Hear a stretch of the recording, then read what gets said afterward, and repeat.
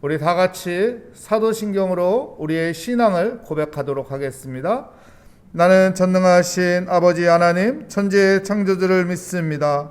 나는 그의 유일하신 아들 우리 주 예수 그리스도를 믿습니다. 그는 성령으로 잉태되어 동정녀 마리아에게서 나시고 본디오 빌라도에게 고난을 받아 십자가에 못 박혀 죽으시고 장사된 지 사흘 만에 죽은 자 가운데서 다시 살아나셨으며 하늘에 오르시어 전능하신 아버지 하나님 우편에 앉아 계시다가 거기로부터 살아있는 자와 죽은 자를 심판하러 오십니다. 나는 성령을 믿으며 거룩한 공교회와 성도의 교제와 죄를 용서받는 것과 몸의 부활과 영생을 믿습니다. 아멘. 오늘 우리에게 주시는 하나님의 말씀은 느헤미야서 11장 1절부터 2절까지 말씀입니다. 느헤미야서 11장 1절부터 2절까지 말씀, 저와 여러분의 순서로 교독하도록 하겠습니다. 백성의 지도자들은 예루살렘에 거주하였고 그 남은 백성은 제비 뽑아 10분의 1은 거룩한 성 예루살렘에서 거주하게 하고 10분의 9는 다른 성읍에 거주하게 하였으며 예루살렘에 거주하기를 자원하는 모든 자를 위하여 백성들이 복을 빌었느니라. 아멘.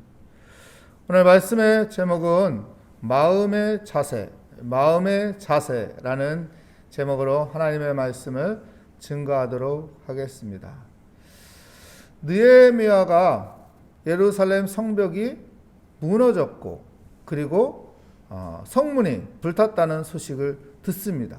그때 느헤미야가 한 것은 하나님 앞에 기도합니다. 기도하고 페르시아의 왕인 아닥사스 왕에게 허락을 받아서 예루살렘에 가서 성벽 재건을 합니다. 성벽 재건을 며칠 만에 완성했죠? 52일 만에 완성을 했습니다. 52일 만에 성벽 재건을 완성을 했어요. 성벽 재건이 완성됐으면은 그 성 안에 이제 무엇이 필요한가요? 사람이 필요해요. 성벽을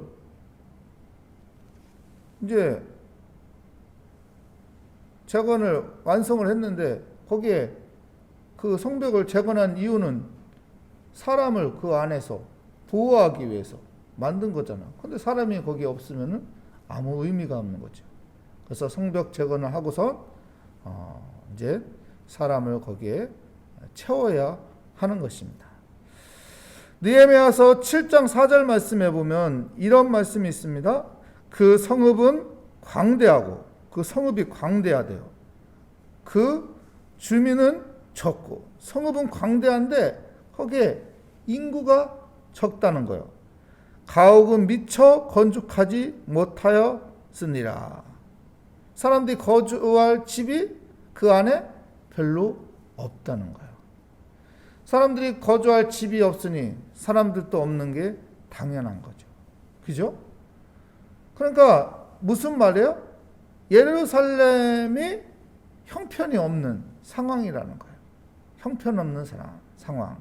사람들이 살기에 조건이 안 갖춰진 형태를 말하고 있습니다. 그런데 이런 상황에 어떻게 해야 돼요? 예루살렘에 사람들이 채워져야 하는 것입니다. 오늘 본문 말씀 11장에서는 그 상황들 가운데 우리에게 주는 그 교훈의 말씀이 있습니다. 사람들을 채워가는 그 가운데 하나님께서 주시는 이 교훈의 말씀으로 은혜 받는 시간이 되시기를 축복합니다. 1절 말씀에 보면 백성의 지도자들은 예루살렘에 거주하였고, 누가 처음 거주합니까? 지도자들이 예루살렘에 거주해요. 여러분, 우리가 여기서 은혜 받을 수 있는 것은 솔선수범이에요. 솔선수범. 정말 훌륭한 지도자들은 어려운 상황 가운데 있는 그 상황의 현장에 항상 등장을 합니다. 어디에든지 백성들이 힘들어하는 것이 있다면 등장을 합니다. 어떤 문제가 있는 곳에 등장을 합니다. 무슨 일을 위해서 등장을 합니다. 그게 훌륭한 지도자인 거지. 솔선수범. 우리도 그렇잖아요. 이 나라에 어떤 일이 터졌어요. 큰 문제가 터졌어요. 근데 지도자가 등장을 하지 않아. 그럼 그 지도자를 좋게 봐요? 좋게 안 봐요. 대통령이나 국회의원이나 그 지도자가 등장했느냐 등장하지 않느냐 생각을 해봐요. 이 사고에 엄청난 일이 터졌어요. 예를 들자면 어느 아파트가 무너졌어. 그러면은 국회의원이나 구청장이 등장해야 돼, 안 되나요? 통장들이 등장해야 돼요, 등장 안 돼? 당연히 그 자리에 등장을 해야 하는 거죠. 근데 등장을 안 하면은 백성들은 어떻게 평가해요? 좋은 지도자로 평가해요? 좋은 지도자로 평가하지 않죠. 솔선수범.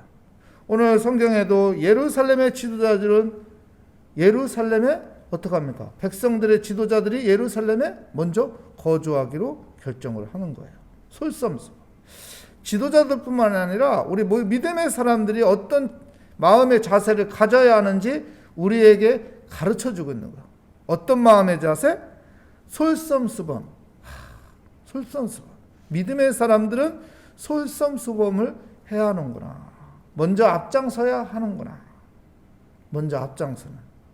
우리 모리아교회 성도들은 먼저 앞장서는, 하나님의 일에 먼저 앞장서는, 교회 일에 먼저 앞장서는, 우리 가정 일에 먼저 앞장서는, 이 사회의 선한 일에 먼저 앞장서는 그런 솔선수범하는 그런 믿음의 사람이 되시기를 축복합니다. 1절 말씀 계속 볼까요? 백성의 지도자들은 예루살렘에 거주하고 그 남은 백성은 제비 뽑아 몇 명이 예루살렘에 거주하나 볼까요? 제비 뽑아 10분의 1은 거룩한 성 예루살렘에 거주하게 하고 10분의 1이 예루살렘에 거주하게 됐어요. 이 본문 말씀을 가지고 많은 사람들이 부정적으로 보는 시각이 많아요. 사람들이 예루살렘에 거주하지 않으려고 했다. 예루살렘이 지금 상태가 안 좋지 않느냐? 거주하기에 정말로 불편하지 않느냐? 거주할 수 있는 집도 잘 갖추어지지 않고 어려운 상황 아니냐? 그러니까 사람들이 예루살렘에 거주하지 않으려고 하니까 강제적으로 10분의 1은 무조건 들어가야 합니다. 여기서 제비 뽑힌 사람은 무조건 싫어도 들어가야 합니다. 강제적으로 집어넣었다. 이렇게 보는데요. 여러분, 여기에서 또 하나님께서 우리에게 주시는 은혜가 있습니다. 뭐냐면은 부정적으로 보지 말라는 거예요. 긍정적으로. 여러분 반대로 생각해 보세요. 너도 나도 지금 들어가려고 해서 예루살렘은 이게 제한되어 있잖아요. 생각을 해보세요. 예루살렘은 수도예요. 그죠? 여러분, 우리가 어느 누구나 수도에서 살고 싶은 마음 있을까요? 없을까요? 왜 수도에 사람들이 저렇게 바글바글해요? 너도 나도 수도도 가고 싶은 거예요. 안 그래요? 기회만 있으면 가고 싶죠. 조건만 되면 가고 싶죠. 환경만 되면 가고 싶죠. 안 그래요? 수도라고 예루살렘은.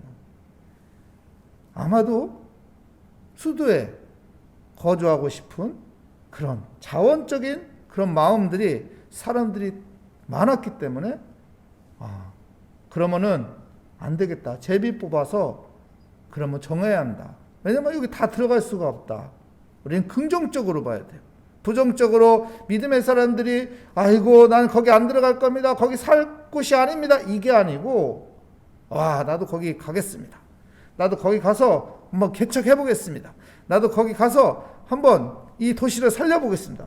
우리나라 수도를 한번 살려보겠습니다. 이 자원적인 마음을 가진 사람들이 많았기 때문에 10분의 1 제비를 뽑아서 넣었을 거다. 긍정적인 마인드, 좋은 생각을 가져야 하는 것을 우리는 오늘 본문을 통해서 가져야 하는 것입니다. 사랑하는 성도 여러분, 우리가 어떤 상황들, 교회의 어떤 상황들을 볼 때 부정적으로 보는 것이 아니라 긍정적으로 보는 시각을 가져야 돼요. 좋게 보는 눈을 가져야 돼요. 아, 저거는 분명히 좋은 일일 거야.